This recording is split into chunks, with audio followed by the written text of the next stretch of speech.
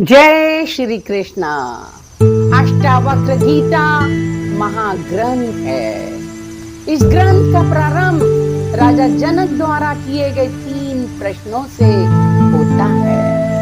ज्ञान कैसे प्राप्त होता है, मुक्ति कैसे होगी, वैराग्य कैसे प्राप्त होगा।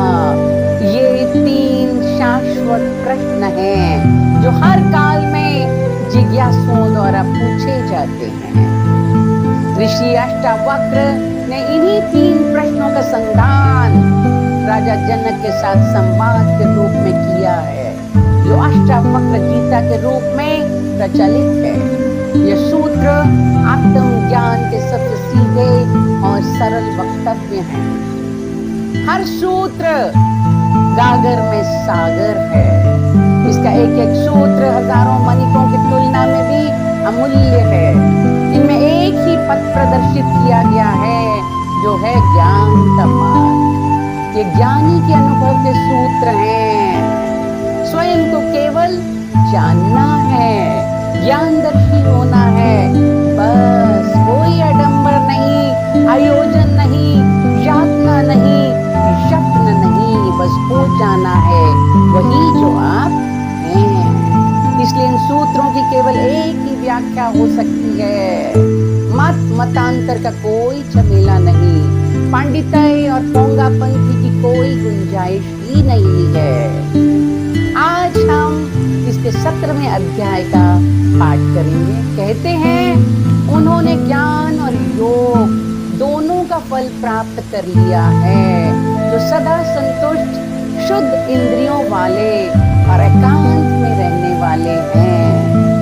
तत्व ब्रह्मा को जानने वाला कभी किसी प्रकार से संसार में दुखी नहीं होता है, क्योंकि उस एक ब्रह्मा से ही ये संपूर्ण विश्व पूर्णतया व्याप्त है। अपनी आत्मा में रमन करने वाला किसी विषय को प्राप्त करके हर्षित नहीं होता।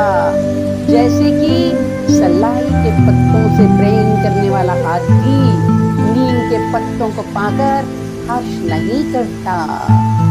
जिसकी प्राप्त हो चुके भोगों में आसक्ति नहीं है और ना प्राप्त हुए भोगों की इच्छा नहीं है, ऐसा व्यक्ति संसार में दुर्लभ है। इस संसार में सांसारिक भोगों की इच्छा वाले भी देखे जाते हैं और मोक्ष की इच्छा वाले भी, पर इन दोनों इच्छाओं से रहित महापुरुष का मिलना दुर्लभ है।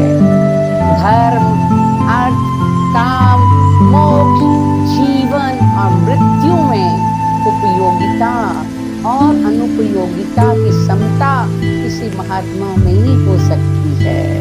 ना विश्व के लीन होने की इच्छा और ना ही इसकी स्थिति में द्वेष।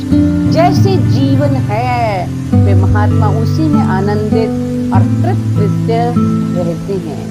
इस ज्ञान से कृतार्थ होकर बुद्धि को अंतर्हित लीन करके देखते हुए, सुनते हुए, स्पर्श करते हुए, सूंघते हुए और खाते हुए सुखपूर्वक रहते हैं। दृष्टि को शून्य और अस्थिर इंद्रियों की चेष्टा को नष्ट करके इस अशक्त संसार रूपी सागर से ना तो कोई आसक्ति रखते हैं और ना ही विरक्ति। ना जगता ही है, ना सोता ही है, ना ही आंखें खोलता या बंद करता है।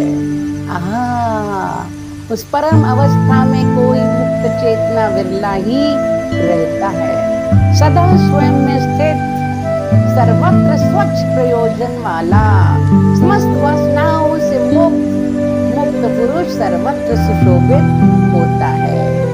देखते हुए, सुनते हुए, स्पर्श करते हुए, सूंघते हुए, खाते हुए, लेते हुए, बोलते हुए, चलते हुए, इच्छा करते हुए और ना इच्छा करते हुए, ऐसा महात्मा मुक्त ही है। वस्तुतः कुछ नहीं करता, ना निंदा करता है, ना प्रशंसा करता है, ना लेता है, ना देता है। इन सब में अनासक्त व सब प्रकार से मुक्त है। अनुराग युक्त स्त्रियों को देखकर अथवा मृत्यु को उपस्थित देखकर विचलित न होने वाला, स्वयं में स्थित वह महात्मा मुक्त ही है। धीर पुरुष सुख में दुख में, पुरुष नारी में, संपत्ति में विपत्ति में अंतर न देखता हुआ सर्वत्र समदर्शी होता है।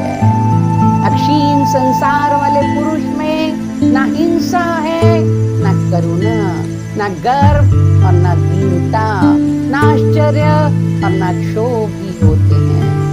मुक्त पुरुष ना तो विषयों से द्वेष करता है, न आसक्ति ही।